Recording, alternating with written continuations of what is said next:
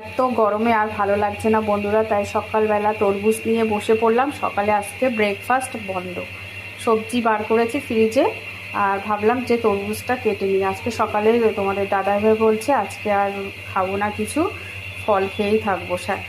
তবে ঠিক আছে, আমারই ভালো হলো, তাই না? এই গরমে আমার আর ব্রেকফাস্ট বানাতে হলো না।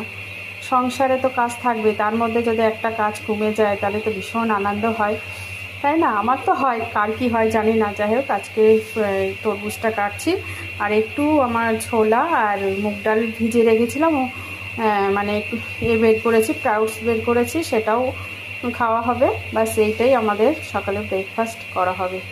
এই যে আমার ক্যামেরাম্যান বলছে দেখি কেমন, দেখো, তাই দেখাচ্ছি।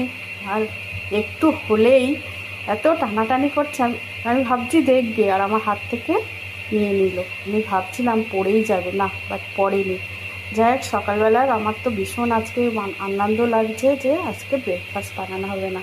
চলো তোমরা কে কে খাবে, পুরো কেটে নিয়ে চলে এসেছি পিস পিস করে। চলো আসো। আর তরমুজ আর এই যে অঙ্কুরি মুগ ডাল আর ছোলা আজকে ব্রেকফাস্ট। চলো তাহলে, ভালো লাগলে কমেন্ট করো, টাটা টাটা।